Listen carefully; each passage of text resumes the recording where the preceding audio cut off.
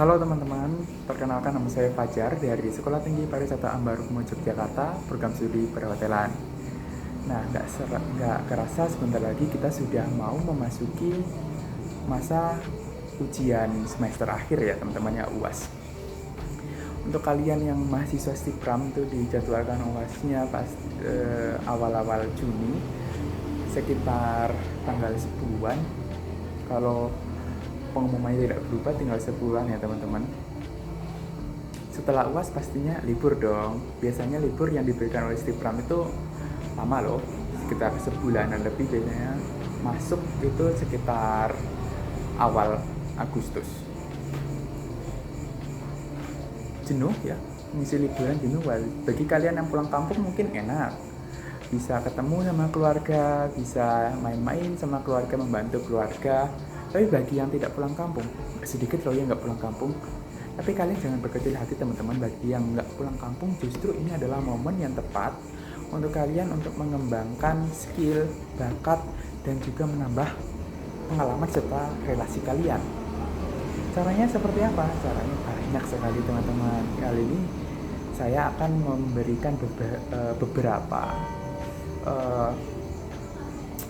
tips untuk mengisi waktu libur kalian menjadi kegiatan yang lebih produktif lagi. Yang pertama adalah menjadi freelance. Kita bisa kerja, mengisi waktu liburan kita dengan kerja atau dengan jualan misalnya. Kalau yang nggak punya modal besar, bisalah kita menjadi seorang freelance hotelier. Sangat diuntungkan menjadi seorang mahasiswa perhotelan, yang mana ini merupakan salah satu modal yang dapat kita manfaatkan. Dunia perhotelan dalam beberapa bulan ke depan ini akan memasuki musim high season teman-teman, yang mana dalam musim high season atau libur sekolah ini kan hotel akan memiliki okupansi yang sangat tinggi. Hotel akan mencari tenaga tambahan, yang biasanya tenaga tambahan itu didapat dari lingkup mahasiswa perhotelan dan juga mahasiswa hospitality atau seliniernya. Kita bisa mencoba mengisi waktu luang kita dengan mendaftarkan diri menjadi tenaga kasual di hotel tersebut. Tenaga kasual itu meliputi ya tenaga di bidang kitchen service dan juga housekeeping dan lain sebagainya. Lumayan loh buat tambah-tambah penghasilan, mulai dari, kalau nominalnya mulai dari 70 hingga 100 ribu ke atas itu ada, tergantung harinya. Semakin ramai suatu hari, biasanya fee-nya yang diberikan oleh hotel juga semakin tinggi. Lumayan kan, bisa untuk tambah-tambah uang saku kalian untuk keperluan kuliah ataupun keperluan liburan misalnya gitu kan. Yang kedua adalah menjadi seorang volunteer. Volunteer itu apa? Volunteer adalah kegiatan pengabdian masyarakat yang biasanya dilakukan ke suatu daerah terpencil atau dalam kata lainnya jauh dari pusat pemerintahan.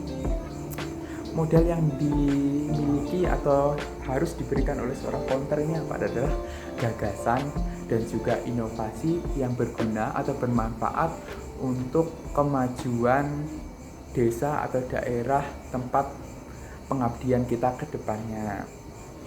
Jadi kegiatan volunteer ini biasanya dilakukan oleh suatu rombongan organisasi. Kita bisa daftar dan mengikuti seleksi untuk mengikuti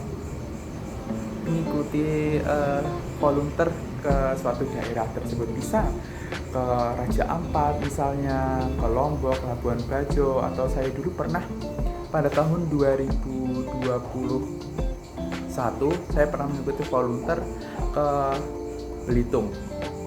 Dan itu ya kita mengikuti berbagai seleksi pendaftaran teman-teman. Jadi kita bisa mengisi waktu libur kita, salah satunya adalah menjadi seorang volunteer.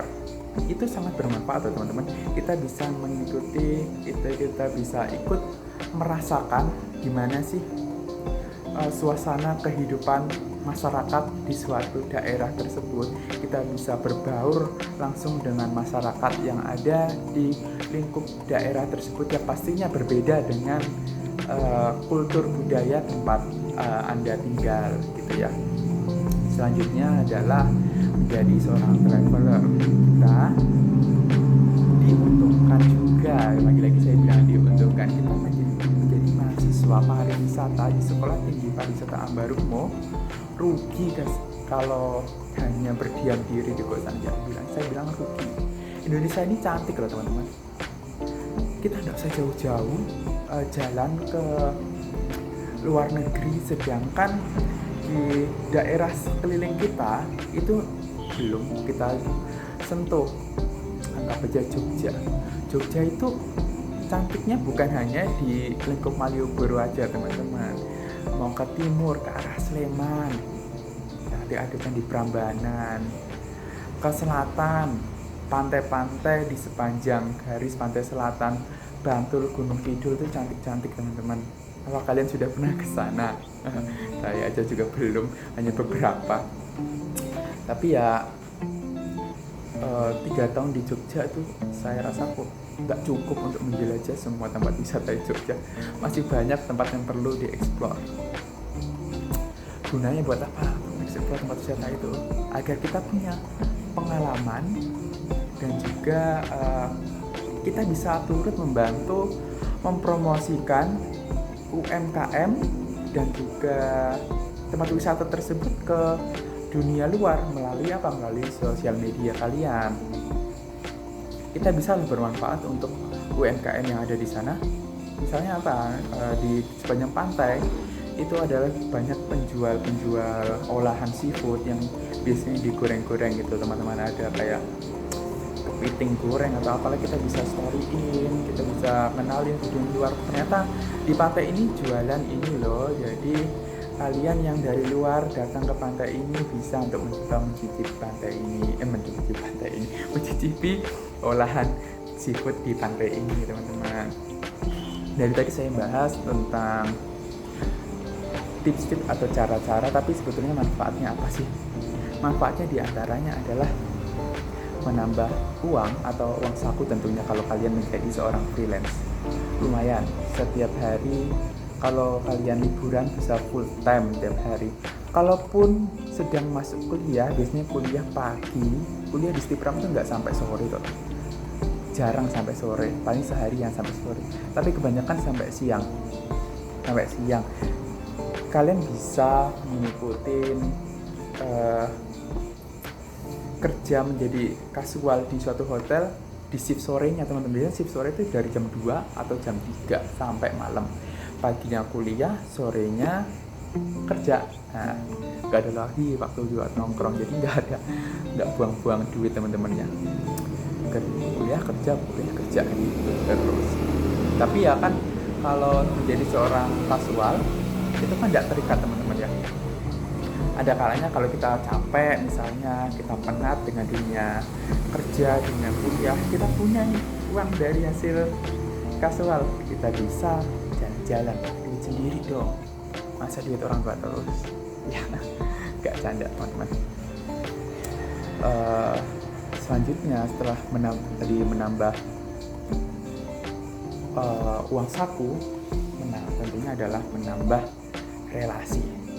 Di dalam dunia kerja kita itu bisa lo tanya-tanya ke senior kita di tempat kita kerja kasual tentang lowongan. Biasanya mereka tuh punya lowongan di berbagai tempat. Kita bisa tanya, siapa tahu juga kita bisa berisik teman-teman, kita bisa jadi kerja part time di sana. Selain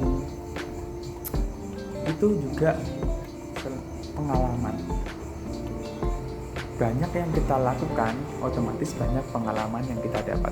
Jadi misalnya kita nongkrong sama teman atau sama orang baru nih, ada pembahasan mengenai kerjaan atau pembahasan mengenai tempat wisata baru, kita nggak pelongak-pelongok aja teman-teman. Jadi kita punya modal untuk bisa berbicara berkat pengalaman yang telah kita miliki. Pengalaman dari kerja, dari jalan-jalan, atau dari ikut volunteer, itu adalah modal untuk kita bisa ngomong di depan orang lain. Selanjutnya kita tuh bisa jadi tahu loh tentang dunia kerja itu seperti apa.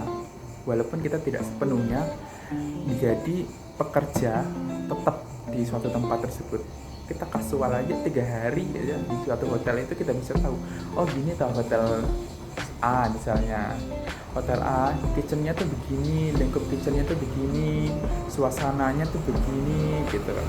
Kita bisa tahu loh, kita bisa membandingkan tempat A dengan tempat B itu enakan mana sih.